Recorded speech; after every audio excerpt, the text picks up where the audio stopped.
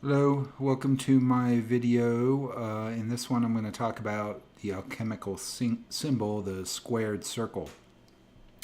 This is a symbol that I use on my YouTube channel as like my avatar type of thing, and also on my website. I kind of found out about this symbol, I forget when, sometime last year. Did a little research, and it's kind of it came about somewhere in the 17th century, and it has been used to symbolize the philosopher's stone. So I'm going to kind of break it down and talk about some of the four different elements to this symbol. You can see it here on the right in this presentation. It's pretty simple. It's pretty. I mean, there's some other representations of this, but for the most part, you see it portrayed like this. The four elements: the inner circle, a square, triangle, and then an outer circle, all kind of joined together at different vertices. The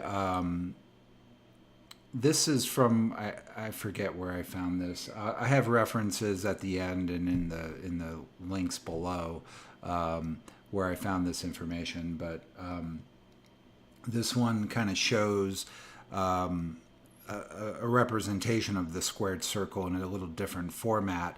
And at the inner circle there is the is male and female aspects of the self. So let me go through the different layers here.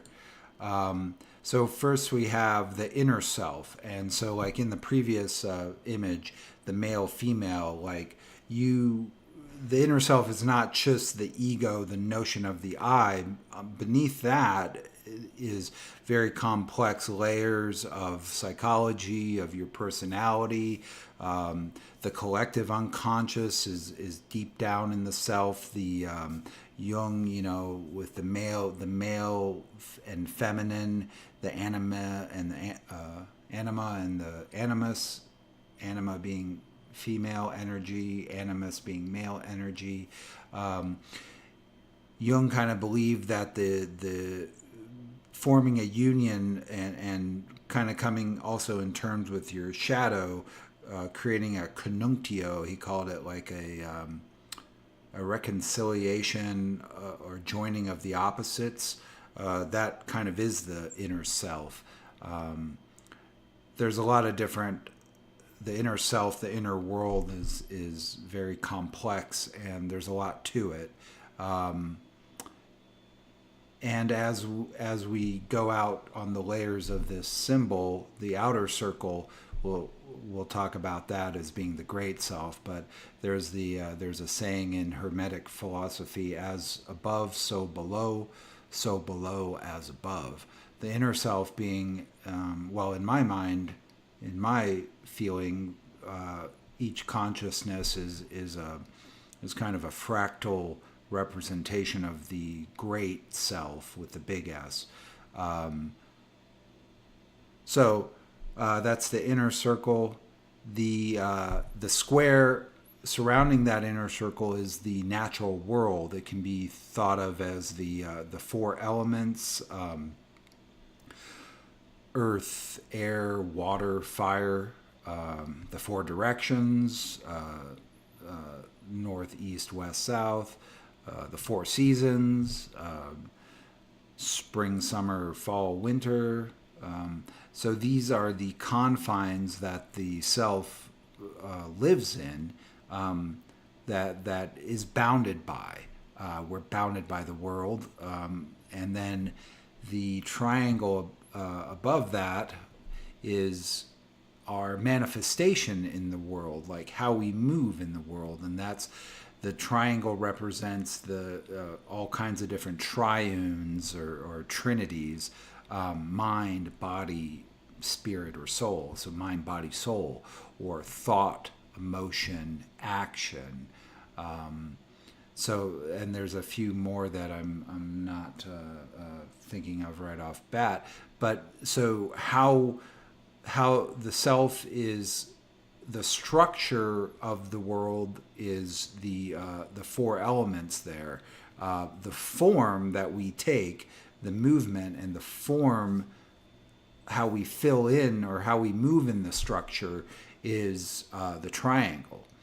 And of course, the balance between any of those, like, well, to move in a balance, to have a balanced life, is to balance all these forces. And then the outer circle is the higher self, the great, the self with the big S. Whatever you want to, however you want to think about this, you can think about it as God. You can think about it as the I don't know, the spirit in the sky, whatever. But it's the self that encompasses everything. Pure consciousness, I guess.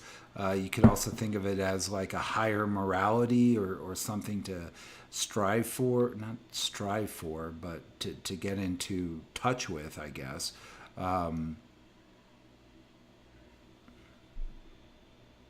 And then the references. Okay, so that was kind of a breakdown of that of the alchemical symbol, the squared circle. I find, and I use it, or I use it basically as a reminder to myself of all those different layers of myself, and not even to remind my conscious mind, but my unconscious mind, because my unconscious mind, well, it is me, but it also works via symbols and imagery.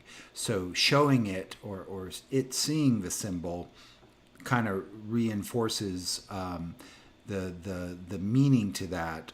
The meaning of that symbol gets reinforced at the unconscious level every time I see it and use it in all kinds of in my website, or as an avatar or logo or whatever. The symbol also, like, representing the philosopher's stone, so the transformation from the inner self into the world, into thought, emotion, and action, and then the great self, right? Like the transformation. I guess both ways. Like the great self transforming, as above, so below as above, or so below as above. Transforming, mirroring, and kind of reflecting back the inner self, the outer self, the great self. I don't know. I could talk.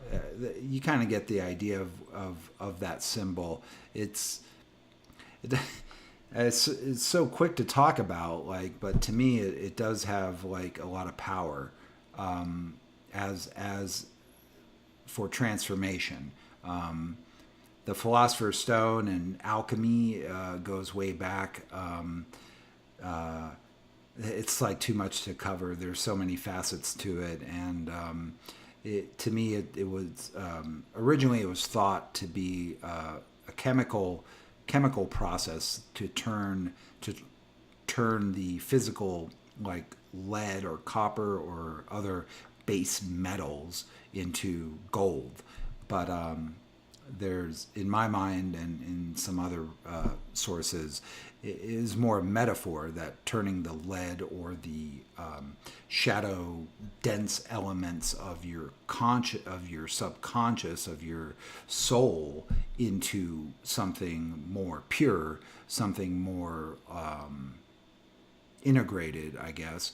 Not pure in the sense of like moral or good, because you can't basically get rid of your shadow aspects. I mean, you can always work with the shadow or integrate the shadow aspects, but the shadow always exists in your subconscious. Anyway, I hope you found this interesting. Just my thoughts on this symbol, and why I find it intriguing and why I like it. Please like, subscribe, leave your comments. That's about it. All right, take care.